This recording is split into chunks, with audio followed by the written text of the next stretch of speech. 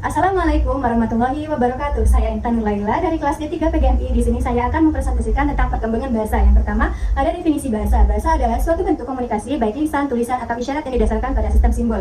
Kemudian ada karakteristik bahasa. Karakteristik bahasa ada dua, yaitu generativitas dan aturan. Kemudian ada sistem aturan bahasa. Yang pertama ada fonologi, di mana suara sistem bunyi suatu bahasa termasuk bunyi-bunyi yang digunakan dalam bagaimana tersebut dikomunikasikan. Kemudian yang kedua ada morfologi, yaitu sistem aturan yang mengatur bagaimana kata-kata dibentuk dalam suatu bahasa. Yang ketiga ada sintaksis, yaitu cara kata-kata digabungkan untuk membentuk frasa dan kalimat yang dapat dipahami. Yang keempat semantik, yaitu mengacu pada makna dari kata dan kalimat. Kemudian terakhir ada pragmatik, yaitu aturan bahasa yang mencakup banyak wilayah sehingga melibatkan penggunaan bahasa dengan tepat dalam konteks yang berbeda. Kemudian bagaimana bahasa berkembang, yaitu pada masa bayi, mengoceh dan vokalisasi lain, yaitu menangis, mendekut, mengoceh. Yang kedua ada gerakan. Yang ketiga ada mengenali bunyi bahasa. Kemudian ada mengeluarkan kata-kata pertama. Yang terakhir yaitu ucapan dua kata. Kemudian pada masa anak usia dini, balita mengucapkan kalimat sederhana yang mengekspresikan satu profesi menjadi lebih kompleks pada usia antara 2-3 tahun, yaitu memahami fonologi dan morfologi selama tahun-tahun prasekolah, perubahan dalam sintaksis dan semantik, kemajuan dalam pragmatik dan literasi dini. Kemudian ada pemetaan cepat, yaitu di mana sebuah proses membantu menjelaskan bagaimana anak-anak kecil mempelajari hubungan antara kata dan rujukannya dengan sangat cepat.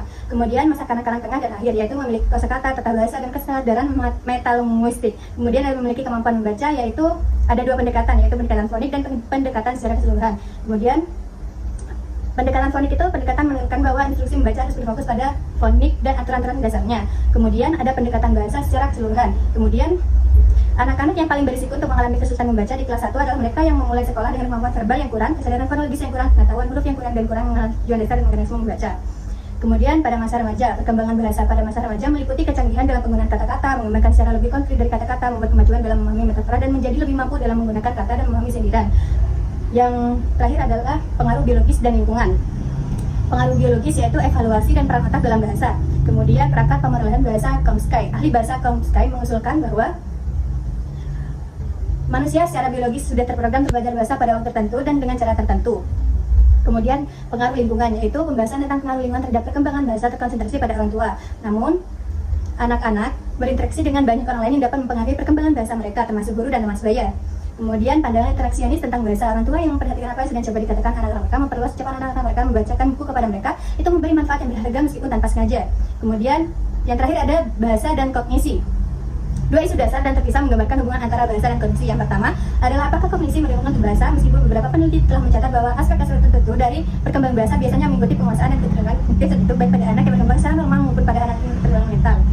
Kemudian isu kedua adalah apakah bahasa diperlukan untuk kognisi. Masalah ini dibahas oleh penelitian terhadap anak-anak tunarungu pada berbagai macam pemikiran berpikir dan keterampilan memecahkan masalah. Anak-anak tunarungu berada pada tingkat yang sama dengan anak-anak yang tidak mempunyai masalah pendengaran. Terima kasih, itu saja yang saya presentasikan. Mohon maaf apabila ada kekurangan. Wassalamualaikum warahmatullahi wabarakatuh.